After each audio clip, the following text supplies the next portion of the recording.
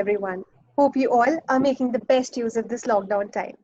To keep you engaged, we have come up with the Kidspreneur series where we conduct small informative sessions to keep you engaged and updated.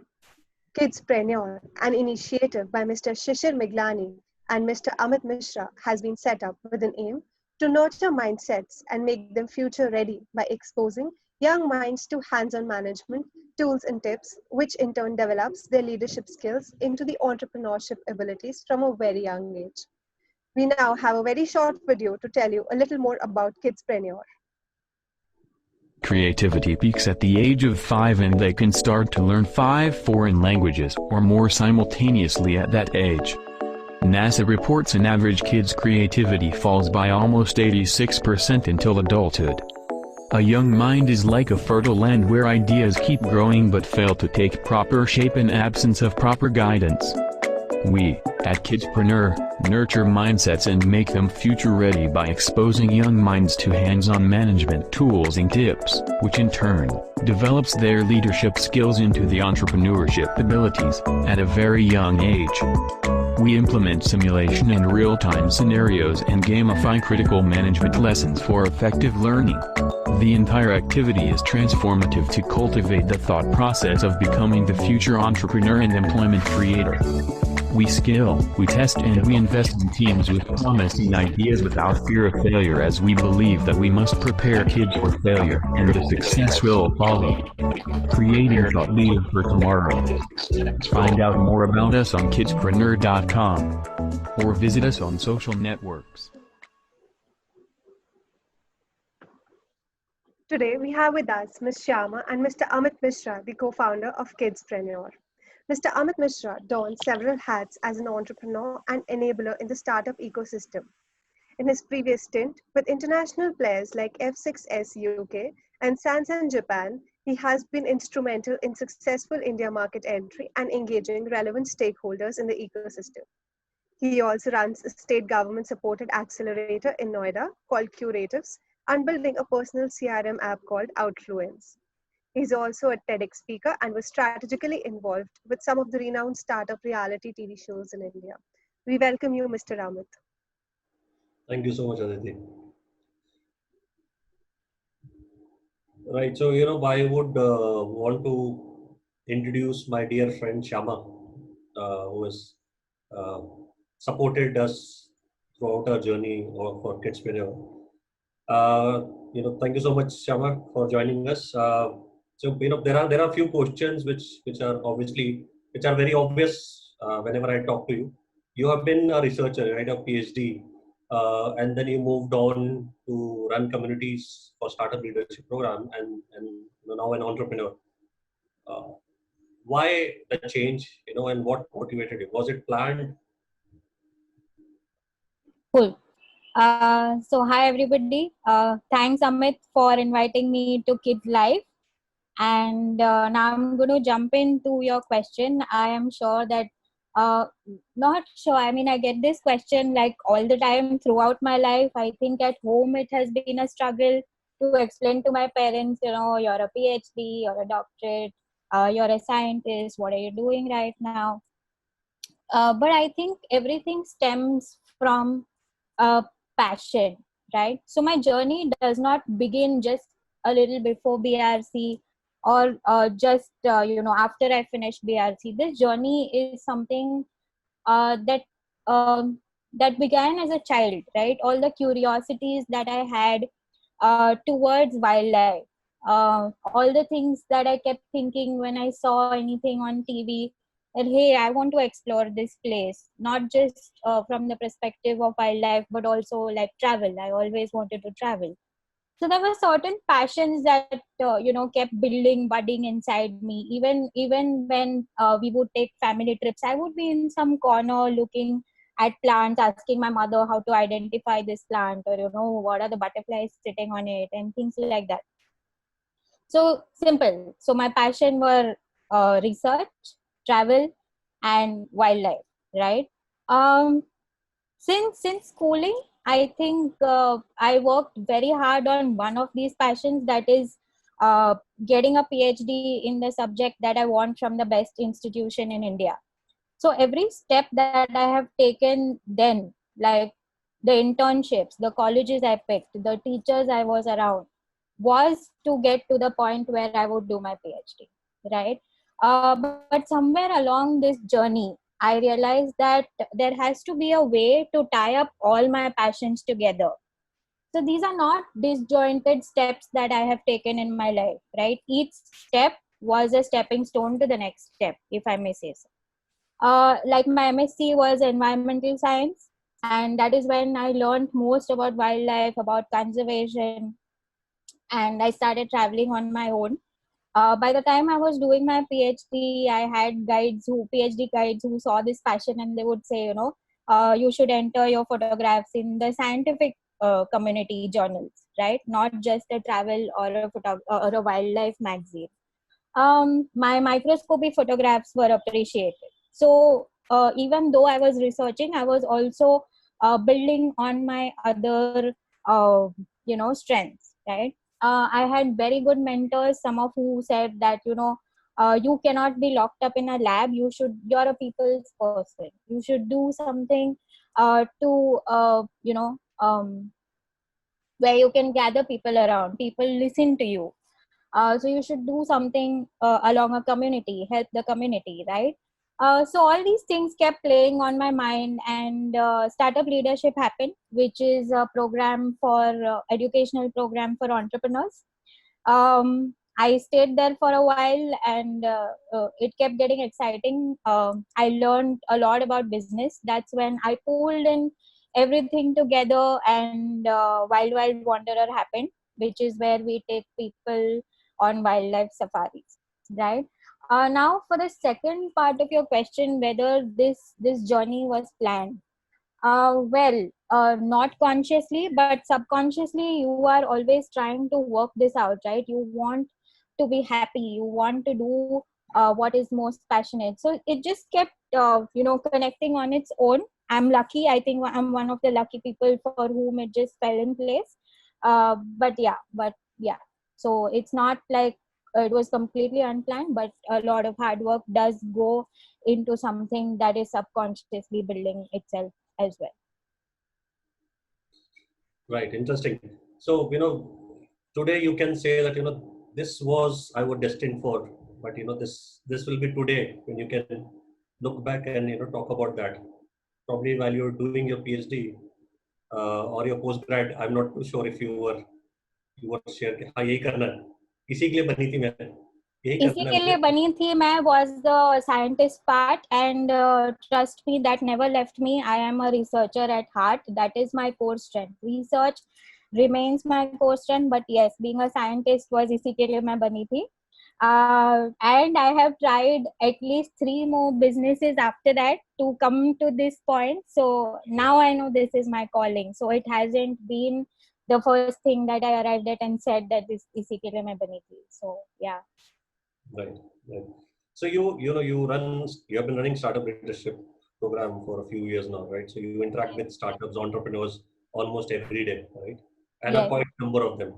How's been that experience for you? What learned? What was exciting? What went wrong, or what were your learnings? So I'm going to have to even, I don't know how much time we have, but this is kind of a longer story here. I was, this is the phase when I had finished my PhD, and I wasn't sure what I wanted to do next. SLP approached me and they wanted me to just set up their office. That's all they wanted me to do, set an office for them and then leave the project, right? So I joined as a project manager for 3 months. But it was super exciting. I mean, can you imagine that I was meeting people, 20 in every city? At that point, SLP had some 19 cities globally, right? And I was just out of BRC, where I was locked in a lab. I did not know anything. I mean, even writing professional emails was something that I did not understand at that point in time. And when I was interacting with people who had some amazing ideas in this world, like I specifically remember there was this one startup in Boston. They gave out space foreign, like co-working spaces, but this was a co-working space for biotech startups. It just blew my mind. I mean, it was out of this world, and they were like, we are talking about hundreds of ideas at one time. It was amazing, and I stayed back because all I wanted was to interact with more such wonderful people. One of them was you, and it just learning is something that keeps me going. Like I said, I'm a researcher, and learning is the second thing that I want to latch on to. There was a huge amount of learning that comes from being with such minds. They are innovators, right? And every day they inspire you in some way, right? Right. Today, if I'm talking to you, I'm being inspired to sort of conduct classes of my own about wildlife, right? So every day is a learning like this. Every day. So yesterday, if I was trying to, streamline all the posts, I learned about how to use social loom, which I have been avoiding for such a long time. I knew that it existed for the past 4 years. There's just too much learning, too much inspiration, and most of all, it's a safety net for me. More than anything else, today I know that if I need anything at all in my startup, in my personal life, I can go back to any of these startups and they'll be there to help me. And starting as a project manager and being director India has been like a short journey, but a huge, vast learning experience. Right. So I think I totally agree with you. This has been, my journey also. The reason I've been, working with startups is just too exciting to leave also. As there are some Yeah, it's questions, so exciting. absolutely, absolutely. So, there are some questions which I think Aditi would want to ask you about your current journey of, your own startup. So Right. Aditi, over to you. Ma'am, those were very great insights we got from you on your life. Now we have some questions like which the audience has to ask you. So Right. one of the questions is, all of us are aware that wildlife needs conservation. So how is the wild wanderer a contributor to this? I would want to push back with this question, right? You're saying that everyone knows that you need conservation. What do you do for it, right? Yeah. It's just you don't have to answer this now, but go back and think about this, right? But when we interact with the children or the people who are coming in for our wildlife safaris, we make sure that we tell them, right? And as your video says that we like to start early as well, because kids are the ones who pick up at a very early age, right? So the most important thing about conservation is awareness and education, right? That is how we contribute. We make sure that the kids are learning about conservation. They know it's not just about wildlife conservation, it's also conservation of the ecosystem. How can you go green, things like that. So we've had kids who come for our safaris, and when their parents are talking during the safari, the kids will go like, shh mama, the tiger is going to run away if you do this, right? So that is how we are growing. And I have seen kids ask their parents now after our safaris about uh, uh, why are we still using plastic bottles. Shama said that we shouldn't be using plastic bottles, and she explained to us as to why it was harmful for our for nature. So that's how we are contributing as of now. But as we go ahead, I think we should be even donating to conservation campaigns like elephants. We've done conserving elephants through Body Shop, right? But yeah, there is more. But I still believe that basic thing is awareness, and that is what we are creating. I hope that we, along with the wild wanderer, will be able to live in harmony with the nature soon. Yes. So we have another question. Running a startup is sometimes tiring. So how do you keep your motivation high for yourself during all these times? Right. So this may sound a little repetitive, but there are two things that I want to stress on. One which I already said was learning keeps me going, right? And the other thing about running a startup is the most demotivating thing is where you're at the top and you are alone, right? I have already made sure that I have a lot of support in that sense. May it be SLP, may it be my friend circle, right? So what I do is, if I am really demotivated, I try and go and read something. Wildlife and travel are my favorite subjects. I would do that. And in case I'm still not motivated, I go running to my friends. I say, hey, this is happening, or just have a normal conversation with somebody who's an acquaintance, and something really comes up, something interesting comes up, and I'm thinking, hey, this can be utilized in my next trip, right? So that's how motivation is a cycle, and I think it has a lot to do with the community. It's not a community, but it's a support system that you build around yourself. So that is where my motivation comes from. But and if all of this fails, I just take my backpack and leave for a trip, right? Go to the jungle, and it's healing, it's motivating, and I know that this is the next trip that I want to take people on. So it just comes back to, all of it just falls back in place. Yeah. I hope some of these motivation tips motivate other people also, to keep going always in life. Also, we would like to know, through the Wild Wild Wanderer, you interact closely with children too. Hmm. What's your observation about the new generation compared to your own childhood? I think I massively envy them.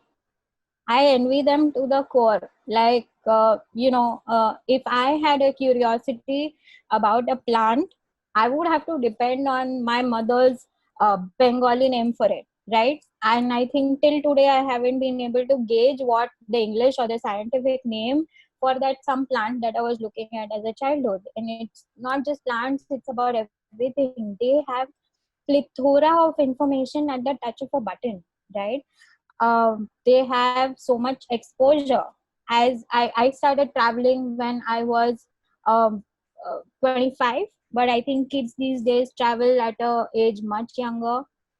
They have access to so much social media and so many tools. Like, there are tools called Merlin, which was not available to us. We would have to depend on very expensive set of books if I had to learn something on wildlife, or I have to get a expensive what can I say, membership to a library which had this book. But today, look at this, they have so much support, they have so many webinars going around, they have Google. That's like the biggest power that they have today. As a kid, I remember I had somehow laid my hands on Encarta, which used to be like 10 CDs huge, where you would try to get some information out of a long series. But here it's very direct. If you want to learn something, you are just putting in Google and you have access to that. Not just that, I think they have a lot of freedom of expression. Like I said, they are able to question everything. They are able to even question how their parents are acting towards something. I don't think I would ever have the courage to ask my mother why you're using a plastic bottle, right? They would have an explanation as to why they're asking that question. They are very smart, and I think I was inspired at one point in my life. There was a time, of course, I was into mammals, but I went on a trip, and this child had seen more birds than I had seen in my lifetime. He knew how to use the binoculars, he knew how to spot, and his bird count was 140. He could tell you the difference between each bird that he was seeing. And I was inspired. I mean, that's the kind of childhood they have these days. They're smarter, they're much smarter, and they have huge resources which we didn't have. And if I had something like Kidspreneur, I think I would have been an entrepreneur long ago. I wouldn't have waited this long. I wouldn't have, no way. I hope the kids use all these resources in a very smart way and, make the best use of it. Uh, One more question. I hope this is going to be the last question from our audience. What do you think these kids, like will learn from these experiences of your journey? Like what the kids can learn from this journey of yours? Okay, so I was hoping that somebody would ask me this question because I have a very nice way of explaining kids. I am sure that it can apply to adults, but this is mostly an analogy that kids would understand very easily. Uh, think of this whole journey, whether you want to be an entrepreneur, whether you want to be anybody in your life, right? Think of this as building a campfire, right? So what all goes into building a campfire, and who are all the people who will be for your campfire, right? What is the wood in this where you're going to light your fire? So the wood is your strength, right? You have to identify your strength. In my case, it has been research, hard work, my determination to set the goal and reach that goal, right? I have never been a hardcore fan of hard work, but looks like subconsciously I've been doing it, right? So for me, that was wood, but it can be anything for it. You have to identify your strength, right?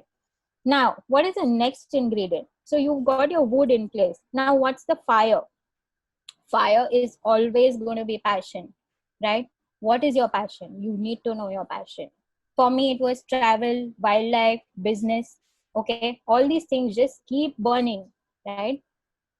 Um, well, and all this is not enough because at a campfire you have your wood and you have your fire burning. But what if there are winds? What if there are conditions that are not helping your fire burn, right? Then you need your catalyst. So catalyst is the petrol or the kerosene, right? Which you need to blaze the fire to an extent that you know that this is now going to heat up my entire campfire, right? So in my case, these are people. Okay, this is my support system. Like I explained that I had very good mentors. I had teachers who pushed me. So this is people who help you to learn, right? People who help you to see your strengths better. People who pick you up when you're really really down. Okay, people who inspire you and motivate you, right? These are very important people and you have to pick them correctly, otherwise they can lead you astray, right? And I also have an umbrella over here.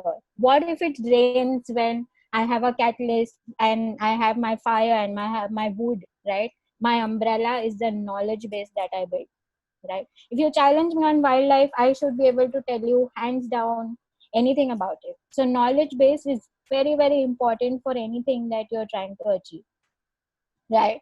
But what happens with all of this is ready. You need your campers, right? Who are going to be these people who are going to bask in the warmth of the fire that you've built, right? So you need a community of people, of followers, of people who are like-minded, like you, who are going to be with you, not there for you. This is separate from support system, but I'm saying that they're going to be around you, right? So for example, in my case, these are travelers, these are fellow wildlife enthusiasts, these are photographers who are going to come for my safari. These are children who are going to be interested in conservation, right? So this is the whole analogy that I have. I think it's very easy for children to understand now about how this should work. So yeah, build your campfire. That's all I'm going to say. Some interesting analogy, right? And I think I have been to a couple of these campfires with you. Uh, there are two interesting things here. Entrepreneurs are supposed to be good storytellers. You are in the business of storytelling to kids. So I think that'll be fun. Just because of the lockdown, we may not be able to experience all that which you shared, but I think and this is a question which we got on Facebook. I think you should ask is there is a lot of intervention of social media right now because of the lockdown. Yes. How do you think that would change after the lockdown open?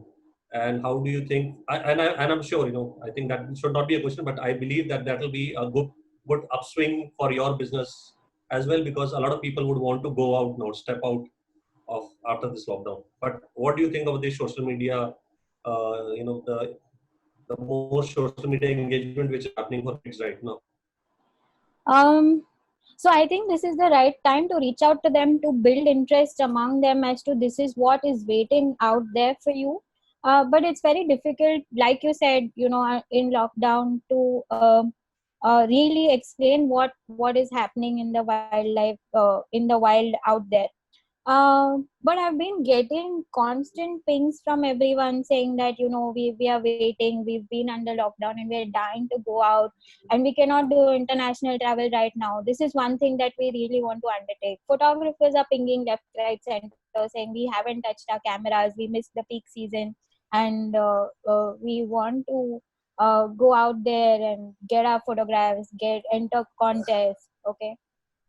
So I think I'm wavering from the topic a little bit. So let's come back to kids per se.